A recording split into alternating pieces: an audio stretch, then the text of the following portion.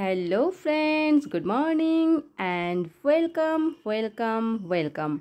আজ আরও একটি ব্লগ তোমাদের জন্য। আজ সকাল সকাল ব্লগটা শুরু করেছি। সকাল মানে দেখতেই পাচ্ছ কত সকাল, ছেলেকে স্কুলে রাখতে যাচ্ছি। তো ও বলল যে বাবা আজকে আমি বাইকের সামনে বসবো, তো যে কারণে ওকে সামনে বসিয়েছে আর আমি পেছনে বসে রয়েছি, এদিকে ক্যামেরা করছি। তো ভাবলাম চলো, স্কুল যখন নিয়ে বেরিয়ে পড়েছি তখন আজকে ব্লগটা এখান থেকেই শুরু করি। তো সে কারণেই শুরু করা আর কি। এসে গেছি স্কুলের কাছে আর এখানে একটু দাঁড়িয়েছিলাম। আজকে অনেকটা আগে এসেছি, কারণ মানে আমরা অনেক আগেই উঠেছিলাম আজকে, আর আমাদের কাজকর্মগুলো কমপ্লিট হয়ে গিয়ে বাবুকে রেডি করিয়ে নিয়ে ভাবলাম একটু ঘুরিয়ে ঘুরিয়ে নিয়ে যাব। তো চলো তাড়াতাড়ি যাওয়া যাক। তো অনেক আগে এসেছিলাম। দেখো সব স্টুডেন্টগুলো যাচ্ছে, আর এই হচ্ছে ওদের স্কুল। স্কুলের নাম হচ্ছে হোলি ফ্যামিলি স্কুল। স্কুল যাওয়ার জন্য তেমন কান্নাকাটি আর করে না বাবু, তবে স্কুলের কাছে এসে যখন ও সবাইকে দেখে মনটা খারাপ হয়ে যায় তখন একটু নাকে কান্না শুরু করে দেয়, আমি যাব না, আমি যাব না। তো সেটা শুরু করে দেয়। কোনো কোনো দিন বাড়িতেও মানে যদি ওঠাতে যাই, লেট হয়ে যায় ওঠাতে, তখন হয়তো কান্না করে যে যাব না যাব না। কিন্তু আগের মতো যে প্রতিদিন কান্না করতো সেই কান্নাটা এখন আর করে না।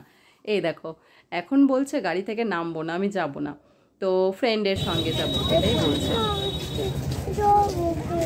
হ্যাঁ,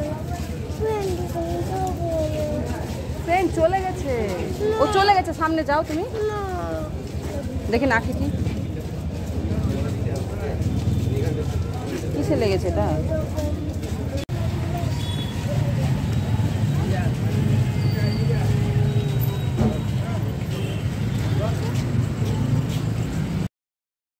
তো ওকে স্কুলে রেখে এবার আমরা বেরিয়ে পড়লাম, বাড়ির দিকে রওনা দিচ্ছি। তো বাড়ি গিয়ে আবার বর্মশাইয়ের জন্য বানাতে হবে টিফিন। আমি অর্ধেক কাজ করে এসেছিলাম, মানে টিফিনের জন্য যেটা করব আর কি, আর বাকিটা গিয়ে করব এখন। তো চলো, এদিকে বাগানের দিকে দেখছিলাম কিছুদিন আগেই কত লিচু আম ঝুলছিল এই গাছগুলোতে, আর এখন পুরো ফাঁকা, শুধু কাঁঠাল দেখতে পাচ্ছি এখন। তো কাঁঠালগুলো এখনও পাকেনি, আর আমগুলো সব পাড়া হয়ে গেছে। কিছু কিছু গাছে রয়েছে, সব গাছে নেই।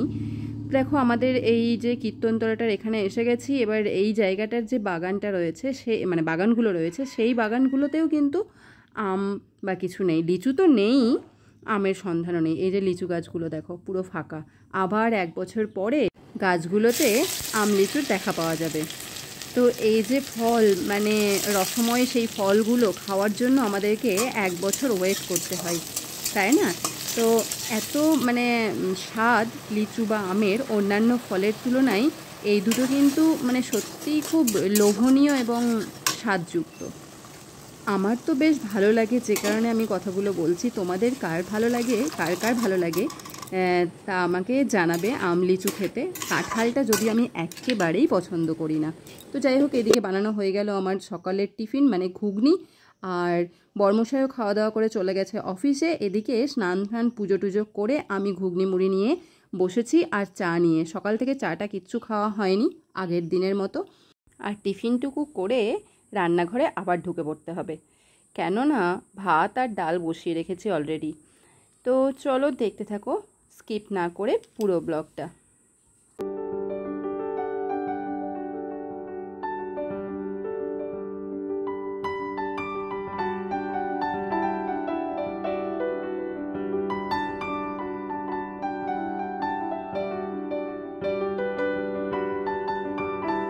ফ্রেন্ডস, এখন বাজে 1:45, আর একটু টেনশন হচ্ছে এই সময়, কারণ আমি ওকে ফোন করলাম, তো ফোনটা সুইচ অফ। আর বাবুকে নিতে যাওয়ার কথা আছে, বাবুর ছুটি হলে ওকে নিয়ে আসতে হবে। এখন বুঝতে পারছি না যে ও যেতে পারবে কি না বা যাবে কি না। কী ব্যাপার, সুইচ অফ হয়ে গেছে, তো আমি কী করে ফোন করবো এবার? তো একটু টেনশন হচ্ছে। আর যাই হোক, আমার রান্নাবান্না কমপ্লিট হয়ে গেছে। রান্না কমপ্লিট করে তারপরে তোমাদের সামনে আসলাম। তো ভালো লাগছিল না, রান্নাঘরে গরমের মধ্যে রান্না করতে আমার মাথা গরম হয়ে যাচ্ছিলো। তো যে কারণে আগে রান্নাবান্নাটা করে নিলাম, তারপরে তোমাদের সঙ্গে একটু কথা বলতে আসলাম। যদিও এখন টেনশনের মধ্যে রয়েছি, যতক্ষণ না দুজন বাড়ি আসছে ততক্ষণ কিন্তু টেনশন কমবে না। কতক্ষণে আসে দেখা যাক, ভালো লাগছে না। আর কয়েকটা দিন আমি যেতে পারবো না বলেই ওর বাবাকে নিয়ে আসতে হচ্ছে। তো এই সপ্তাহটা অন্তত ওর বাবা নিয়ে এসে দেবে বাবুকে, পরের সপ্তাহ থেকে আমি নিয়ে আসবো।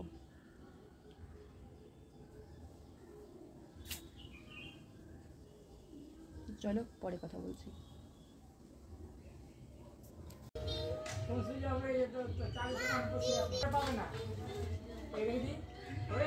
ও নিয়ে যাও, নিয়ে যাও, নিয়ে যাও, জামা কাপড়টা খুলিয়ে নিয়ে যাও, জামা কাপড়টা খুলিয়ে যাও।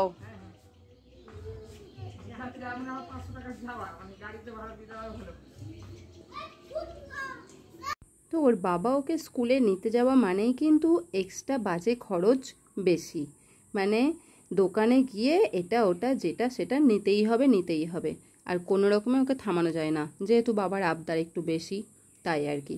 তো আমি গেলে সেগুলো হয় না, একটা থেকে দুটো জিনিস নিয়ে বা একটা কোনো জিনিস নিয়েই চলে আসে। তাই স্কুল থেকে ফেরার পথে আমাকে ছাড়া ওর বাবাকেই চাই।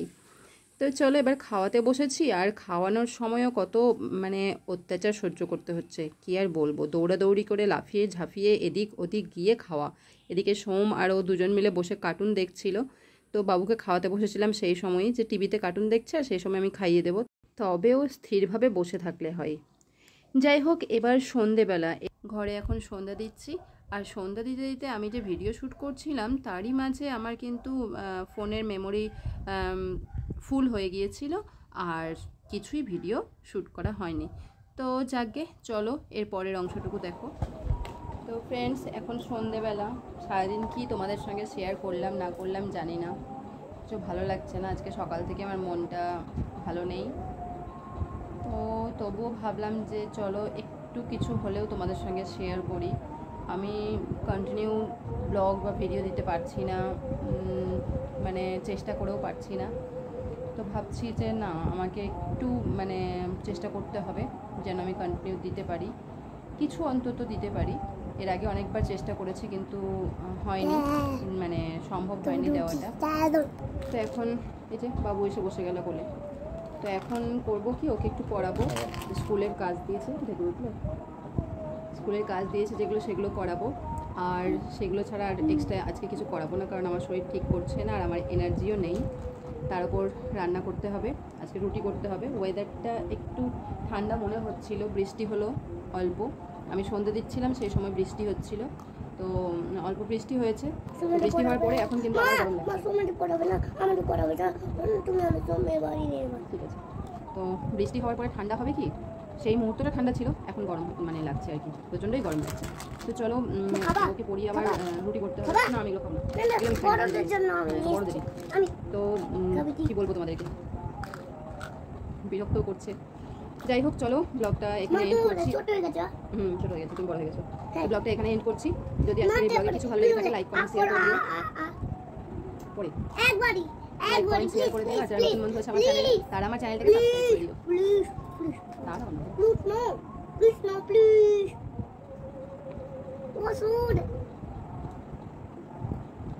তো যেটা বলছিলাম, হ্যাঁ, তো চলো বন্ধুরা, টাটা টাটা করে দাও। টাটা।